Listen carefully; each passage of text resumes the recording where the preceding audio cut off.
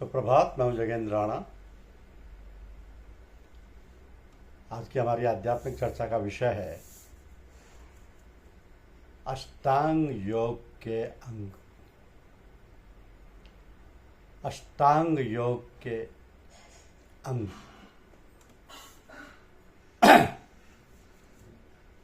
आध्यात्म योग की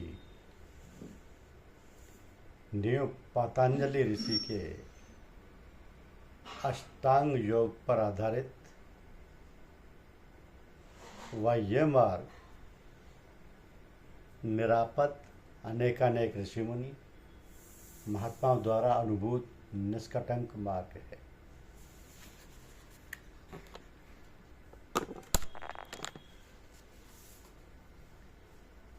इसके 8 अंग हैं। यम, नियम, आसन, प्राणायाम, प्रत्याहार, धारणा, ध्यान और समाधि। प्रथम यम है। इसमें 5 बातें हैं। दूसरा नियम है, इसमें भी 5 बातें हैं। यदि मनुष्य इन आधारभूत 10 बातों पर अभ्यास द्वारा विजय प्राप्त कर ले तो आगे की अन्यान्य बातें आसानी से आ जाती हैं, यानी नींव पक्की हो जाती है। और well begun is half done कहावत के अनुसार जो काम अच्छे ढंग से आरंभ किया जाता है तो समझो कि काम आधा हो गया। इसमें जल्दबाजी नहीं करनी चाहिए, किंतु आजकल तो लोग ये कहकर टाल देते हैं कि इतना समय नहीं है जो इन बातों पर ध्यान दिया जाए। तो जो असली बात है उसे पकड़ कर चलो। अब समय नहीं है जो पुरानी रूढ़िवादिता पर अमल किया जाए। इसका अर्थ स्पष्ट है कि वह तनिक भी अपने मस्तिष्क पर जोर नहीं देती और ना सोचने समझने की कोशिश ही करते हैं कि आखिर यह है क्या और क्यों इस पर इतना जोर दिया जाता है। तो आप लोग इसे सोचें, समझें और विचारें। यम कहते हैं अहिंसा, सत्य, अस्तेय, ब्रह्मचर्य और अपरिग्रह को। यम के जो 5 बातें हैं यम की, वह है शौच, संतोष, तप, स्वाध्याय नहीं, ये नियम की है। यम की है अहिंसा, सत्य, अस्तेय, ब्रह्मचर्य और अपरिग्रह। यम की 5 बातें हैं सत्य, अहिंसा, अस्तेय, ब्रह्मचर्य और अपरिग्रह।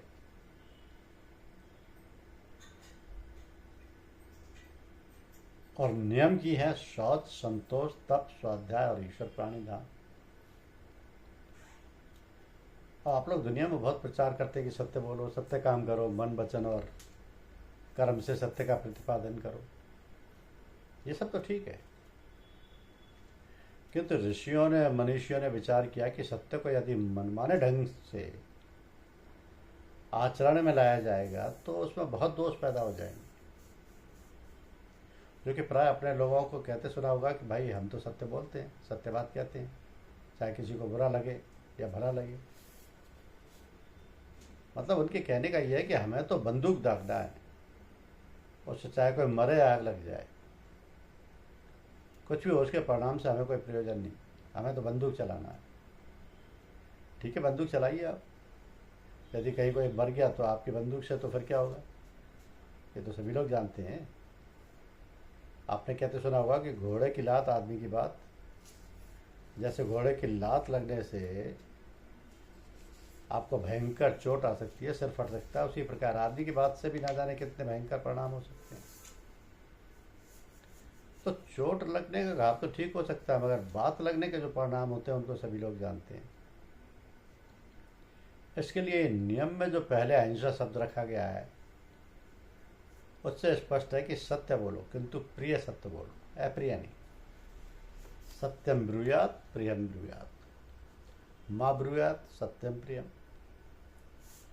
तो अहिंसा का अर्थ है हिंसा ना करना, किसी को मारना नहीं, किसी को हानि नहीं पहुंचाना।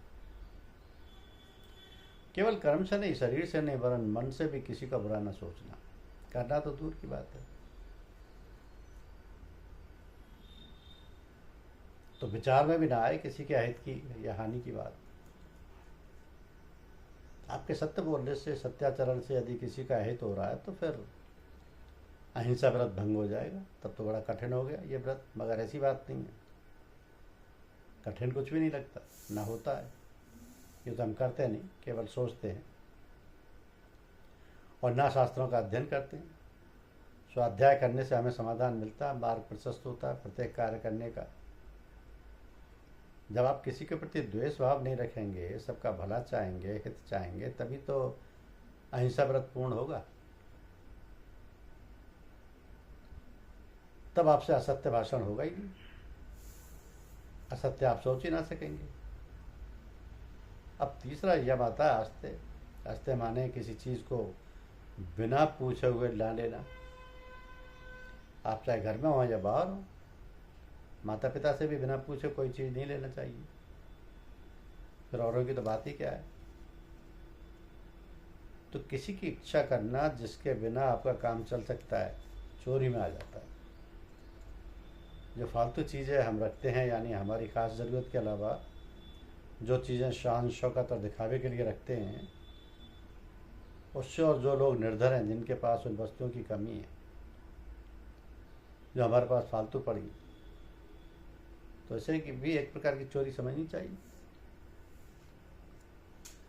दूसरे लोग नंगे रहें, भूखे रहें, हमारे पास बखारियों में अनाज पड़ा सड़ता रहे, बक्सों और अलमारियों में रखे कपड़े कीड़े खाते रहें और बेकार पड़े रहे, तो इसका क्या मतलब हुआ?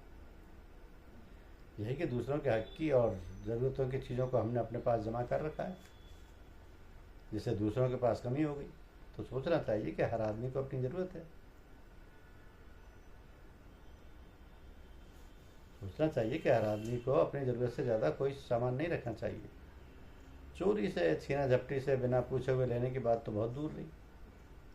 यदि हमारा अहिंसा और सत्य का व्रत निभ जाए तो अस्त्य व्रत तो अपने आप निभने लगेगा। इसके बाद चौथा व्रत है ब्रह्मचर्य। आमतौर पर ब्रह्मचर्य से मतलब वीर रक्षा से लेते हैं।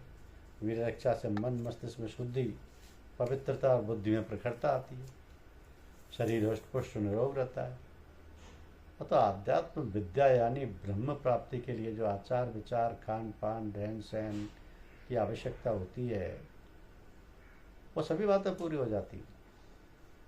अब पांचवा यम है अपरिग्रह, माने किसी से दान ना लेना। शरीर यात्रा के लिए जितना आवश्यक हो उससे अधिक पैसा, अन्न, वस्त्र आदि ना लेना। जो सामान हमारे लिए आवश्यक नहीं है, अभी ज़रूरत नहीं है, उस सब सामान को इसलिए एकत्रित करना कि भविष्य में ज़रूरत पड़ने पर काम आएगा, ऐसा ना करना अपरिग्रह में आता है। इस व्रत का पालन यदि सभी लोग करने लगें तो फिर देश भर में किसी चीज़ की कमी ना रहे, ना कोई भूखा रहे, ना कोई नंगा। अपने आप पर विजय प्राप्त करने के लिए इस साधन को यम कहते हैं। अपने आप पर विजय प्राप्त करने के लिए इस साधन को यम कहते हैं। यम मृत्यु के देवता हैं। जो लोग इन व्रतों का पालन करते हैं तो यमराज भी उनसे डरते और घबराते हैं। अतः यम के व्रतों का पालन योग के लिए आवश्यक है। योग का अर्थ जोड़ना है। योग के 3 विभाग हैं। युजिर योगे, धातु से बना योग शब्द समरूप परमात्मा के साथ नित्य संबंध, जैसे समत्व भावी योग नाम से कहा है। युजु समाधो, धातु से बना योग शब्द जिसकी स्थिरता का अर्थ है चित्त की स्थिरता अर्थात समाधि में स्थिर होना। और युजु संयमने, यानी धातु से बना योग शब्द जिसका अर्थ है संयमन, सामर्थ्य और प्रभाव। तो इसके अलावा चित्त वृत्तियों के सर्वथा रुक जाने को भी योग कहते हैं। इसके बाद दृष्टा यानी आत्मा अपना स्वरूप अवस्था को प्राप्त हो जाता है। तो जिसका मन पर अधिकार है वो साधक नियत मानस तभी हो सकता है जब उसका उद्देश्य परमात्मा के सिवाय किसी से नहीं रहता। ध्यान योग का अभ्यासी साधक अपने आप को गृहस्थ, साधु, ब्राह्मण, क्षत्रिय, वैश्य, शूद्र किसी वर्ण आश्रम का ना मानकर ऐसा माने कि मैं तो केवल ध्याता या ध्यान करने वाला हूँ, तो ध्यान से परमात्मा की प्राप्ति मेरा लक्ष्य है। इसलिए मन को संसार से हटाकर परमात्मा में लगाते रहना चाहिए। प्रतिदिन नियमित रूप से ध्यान का अभ्यास करना चाहिए। अधिक वाले का योग सिद्ध नहीं होता है, अधिक खाने वाले का योग सिद्ध नहीं होता है, अधिक सोने का स्वभाव वाले का योग सिद्ध नहीं होता है, बल्कि बिल्कुल ना सोने के स्वभाव वाले का भी योग सिद्ध नहीं होता है। तो भोजन सत्य और न्याय पूर्वक कमाए हुए धन का हो, सात्विक हो, अपवित्र ना हो, तथा भोजन स्वाद बुद्धि और पुष्टि बुद्धि से ना किया जाए। भोजन की शरीर के अनुकूल हल्का और मात्रा में कम, ऐसा युक्त आहार होना चाहिए। वैसे ही विहार भी उचित हो तो अच्छे स्वास्थ्य के अनुकूल हो और अच्छे स्वास्थ्य के अनुकूल हो। ये व्यायाम और योगासन ना ही अधिक मात्रा में किए जाएं और ना ही उनका बिल्कुल अभाव। अपनी शक्ति के अनुसार परिवार और समाज की सेवा की जाए। इस प्रकार कर्मों में यथेष्ट चेष्टा ही निद्रा या सोना इतनी मात्रा में हो कि जागने से स्वास्थ्य में बाधा ना पड़े,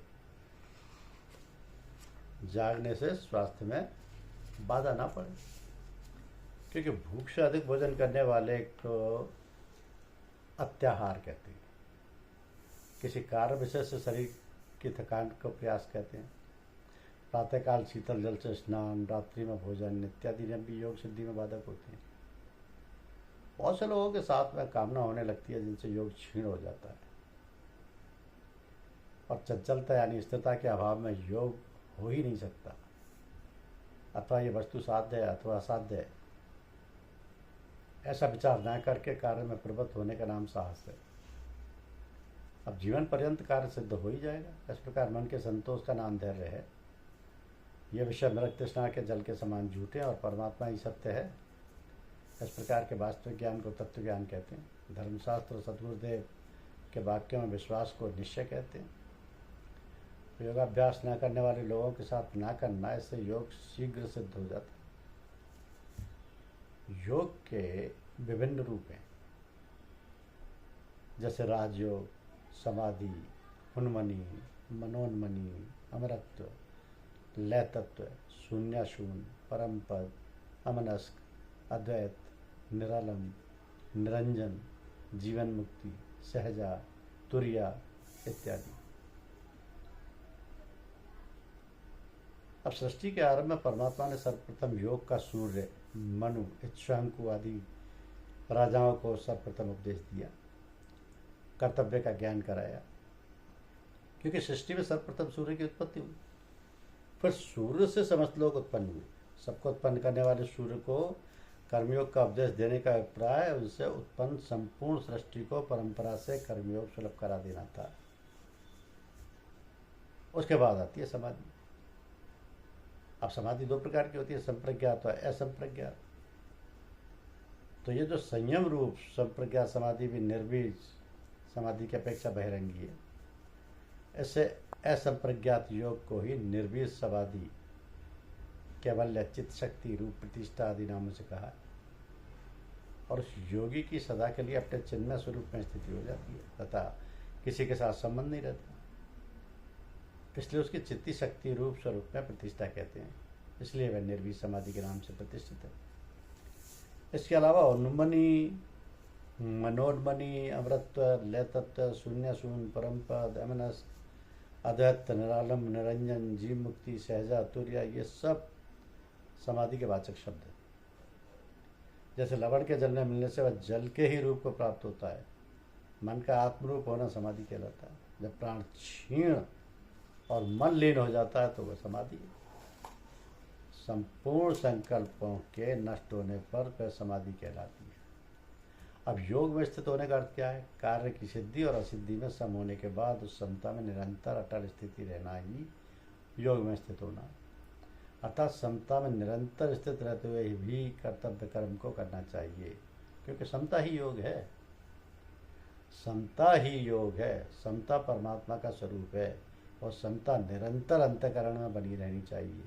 जिनका मन समता में स्थित हो गया है उन लोगों ने जीवित अवस्था में ही संसार जीत लिया है, क्योंकि परमात्मा निर्दोष और सम है। उन महात्माओं की स्थिति निरंतर ब्रह्म में ही है। समता का नाम योग है, दुखों के संयोग का जिसमें वियोग है उसका नाम योग है। तो स्थूल सूक्ष्म और कारण शरीर से होने वाली सब क्रियाओं को केवल संसार की सेवा रूप से करना, अपने लिए नहीं, ऐसा करने से समता आती है। समता दो प्रकार की होती है, साधन रूप समता, साध्य रूप समता। साधन रूप समता अंतःकरण की होती है और साध्य रूप समता परमात्मा की होती है। तो सिद्धि और असिद्धि, अनुकूलता प्रतिकूलता आदि में सम रहना, अंतःकरण में राग द्वेष का ना होना साधन रूप समता है। इस साधन रूप समता से जिस स्वतः सिद्धि समता की प्राप्ति होती है वह साध्य रूप समता है। तो पातंजलि योग दर्शन में चित्त वृत्ति के निरोध रूप साधन को योग कहते हैं। इस योग के परिणाम स्वरूप दृष्टा के स्वरूप में स्थिति हो जाती है, दृष्टा के स्वरूप में स्थित हो जाती है। तो पातंजल योग का जो परिणाम होता है उसे गीता में योग का है। तो चित्तवृत्तियों से सर्वथा संबंध विच्छेद पूर्वक स्वास्थ्य सिद्ध सम स्वरूप में स्वाभाविक होने की स्वाभाविक स्थिति को ही योग कहते हैं।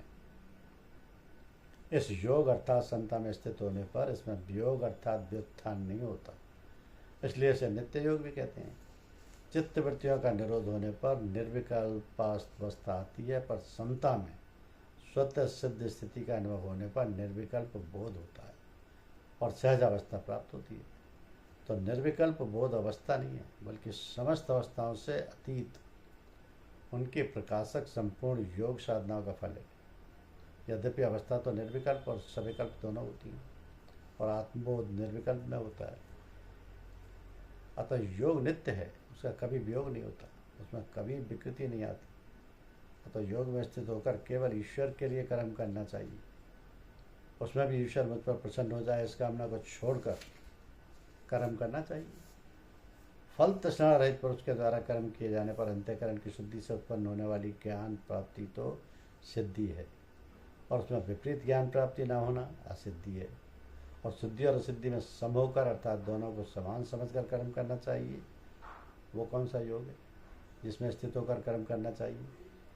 यही जो कार्य की सिद्धि और असिद्धि में सम होना, इसी को योग कहते हैं।